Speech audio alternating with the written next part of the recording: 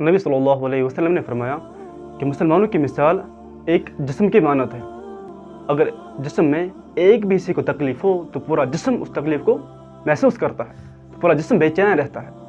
अगर जिस्म में सिर्फ एक आँख को तकलीफ़ हो तो पूरा जिस्म उस तकलीफ़ को महसूस करता है, पूरा जिस्म बेचैन रहता है और रातों की नींद उड़ जाती है।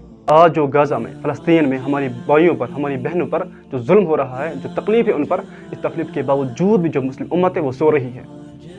ख़ासतौर मुस्लिम लीडर्स वो सो रहे हैं, वो चैन की नींद सो रहे हैं। तुम लोगों को नींद कैसे आती है? तुम मर क्यों नहीं जाते? वहाँ पर हमारी बहनों की इज़्ज़तें लूटी जा रही हैं, वहाँ पर हमारे भाइयों पे जुल्म हो रहा है, हमारे बहनों पे जुल्म हो रहा है और तुम सो रहे हो। तुम्हें डूब के मर जाना चाहिए। तुम्हें गैरत नाम की कोई चीज़ नहीं है। इन मुस्लिम लीडर्स का ज़मीर मर चुका है, इनका दिल मर चुका है, इनका ईमान कमज़ोर पड़ चुका है, इनके अंदर ईमान ही नहीं है। गैरत नाम की कोई चीज़ नहीं इनमें।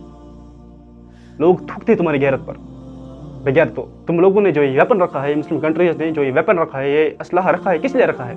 बजाने के लिए, दिखाने के लिए। अब भी इस्तेमाल नहीं करोगे तो कब करोगे? किस काम के लिए रखा है ये वेपन आपने? अब भी इस्तेमाल नहीं करोगे तो कब करोगे? वो इजराइल उस फ़लस्तीन पे, फ़लस्तीन के मासूम लोगों पर वहाँ पर जुल्म के पहाड़ तोड़ रहा है और डिफेंस के नाम पर जुल्म कर रहा है, तशद्दुद कर रहा है, और आप सो रहे हो, आपको नींद आ रही है।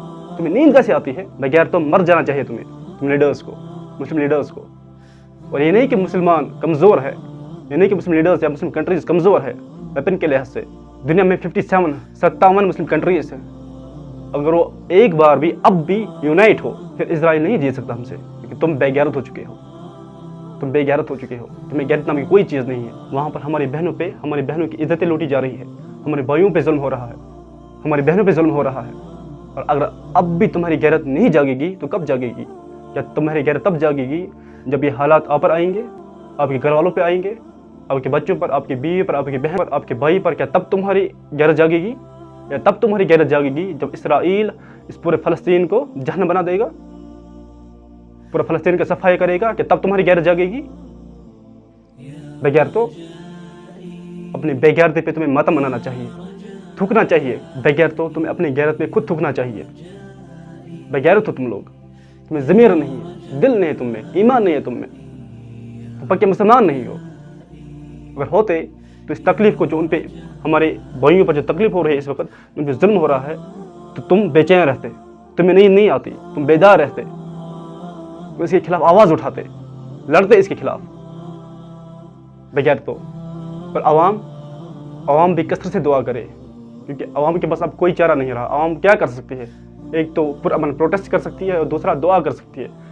और नबी सल्लल्लाहु अलैहि वसल्लम ने फरमाया कि जब मुसलमान भाई किसी दूसरे मुसलमान भाई के लिए दुआ करता है तो अल्लाह ताला उस दुआ पर एक फ़रिश्ता मुकर्रर कर देता है, और वो फ़रिश्ता उस दुआ पे आमीन कहता है और कहता है कि ये दुआ तुम्हारे हक़ में भी कबूल हो। तो हमें चाहिए कि हम अपने भाइयों के लिए, अपनी बहनों के लिए कसरत से दुआ करें, रो रो के दुआ करें, क्योंकि हमारे हुक्मरान बेगैरत हो चुके हैं, उनमें ज़मीर नहीं है, उनमें दिल नहीं है, वो नहीं उठेंगे। अब वो मुसलमान नहीं है, वो पक्के मुसलमान नहीं है, वो नाम के मुसलमान हैं।